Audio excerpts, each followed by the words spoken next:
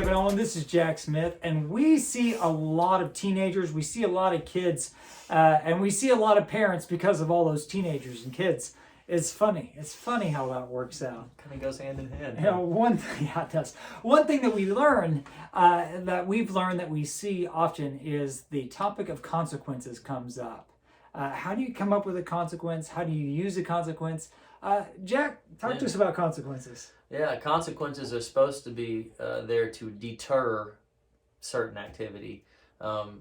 If it's not deterring the activity, then the consequence isn't working. That would be the first thing that I would say. And that's why you have to evaluate it, especially if you have different kids. Every kid's going to be different. You have to consequences have to be different for each kid. I learned this working in group homes where they had a kind of an overall consequence system, and some kids didn't even mind the consequences. And so it made me realize that consequences are different for every person.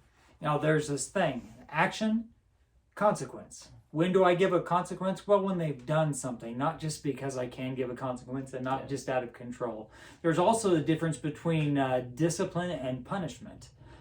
Punishment would be the spanking, but the spanking, if you are a spanker, without a lesson is just punishment. It doesn't render change and is ineffective. Whereas discipline, which is consequence with a lesson, is how we start seeing change in behavior.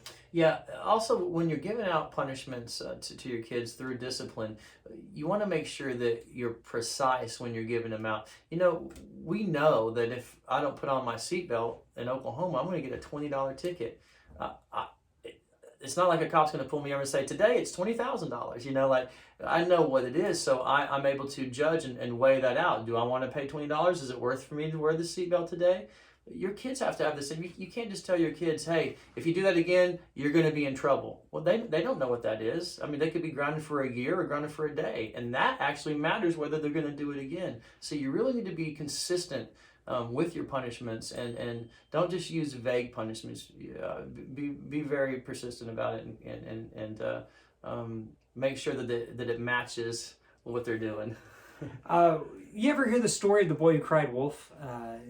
Saying that there's a wolf, there's a wolf, there's a wolf, and eventually there was a wolf, but the people didn't believe him because they called wolf so much when it wasn't the case. I hear regularly the story of the parent who cried punishment. They cried it, and they cried it, and they cried it, but they didn't follow through with it, and it never actually was there until it was time. Well, don't say it if you don't mean it. Don't threaten it if you're not willing to follow through with it. And so be smart about the consequences that you're throwing. I'm going to beat you with a ruler. Well, you can't do that. That's not okay. Don't beat people with a ruler. Don't threaten things you can't follow through on. And don't threaten things that you're not willing to deal with the consequences yourself. I see parents who punish themselves as much as they punish their kids, and then they're not willing to follow through with it. Well, think about it.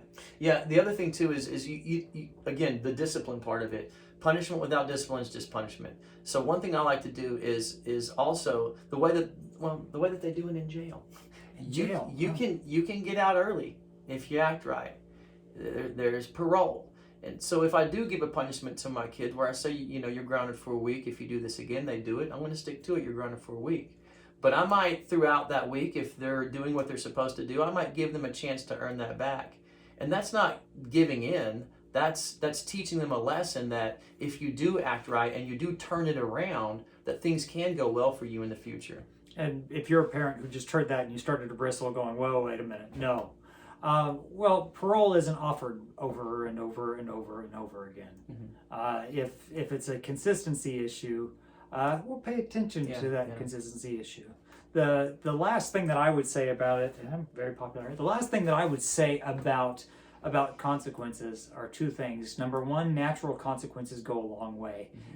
If the crime fits the punishment, they'll start to associate it. I'm not going to do my schoolwork. I'm not going to do my schoolwork. Well, you know what? You're going to get a bad grade.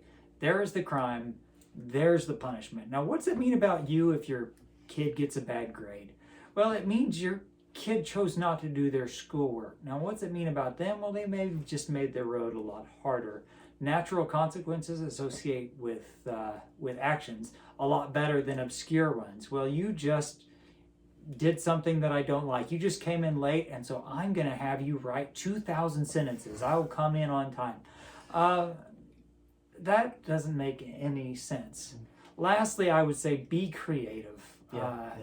There's nothing wrong with having some fun with consequences. I know that sounds messed up, but we have to get out of the box sometimes when it comes to it. You have to start thinking, what is actually going to cost them something? You can't bill them. They don't have any money. Kids are poor. But where are you going to get their attention?